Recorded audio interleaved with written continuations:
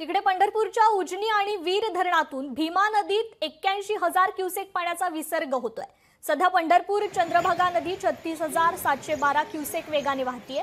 आज नदीकाठच्या सकल भागात पाणी शिरण्याची शक्यता आहे। ऐन आषाढी यात्रेच्या काळात चंद्रभागा नदीला महापूर येऊ नये यासाठी 28 जूनला उजनीतून भीमा नदीत सोडण्यात येणारा विसर्ग बंद करण्याचा सूचना पालकमंत्री जयकुमार गोरेंनी दिल्या।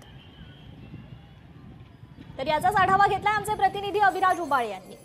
पुणे आणि सातारा जिल्ह्यामध्ये मुसळधार पाऊस सुरू असल्याने उजनी धरणातून भीमा नदीमध्ये 50,000 क्युसेक्स तर वीर धरणातून भीमा नदीमध्ये 30,000 क्युसेक्स पाण्याचा विसर्ग सोडण्यात आलेला आहे। आपण आता पंढरपूरच्या चंद्रभागा नदीवर आहोत। या ठिकाणी आपण बघू शकताय ब्रिटिशकालीन जुना दगडी पूल जो आहे तो पूर्णतः पाण्याखाली गेलेला आहे। त्याचप्रमाणे तालुक्यातील कोल्हापूर पद्धतीचे 6 बंधारे हे पाण्याखाली गेल्याने वाहतूक बंद करण्यात आलेली आहे। त्याचप्रमाणे चंद्रभागा नदीमध्ये असलेले भक्त पुंडलिकासह सर्व मंदिरं पाण्याखाली गेलेली आहेत। आषाढी यात्री काही दिवसांवर येऊन ठेपलेली आहे आणि कुठंतरी पूर नियंत्रण करण्याकडे प्रशासनाचा भर जास्त आहे। उजनी धरणामधून सतत पाणी सोडण्यात येत आहे, पाण्याचा विसर्ग सोडण्यात येत आहे।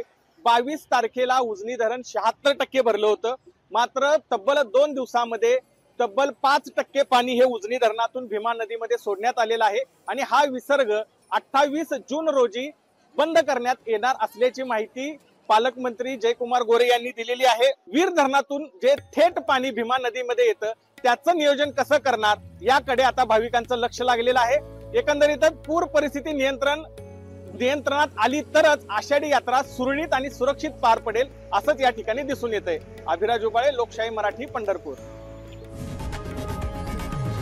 लोकशाही मराठी ऐका, पहा, जागरूक रहा।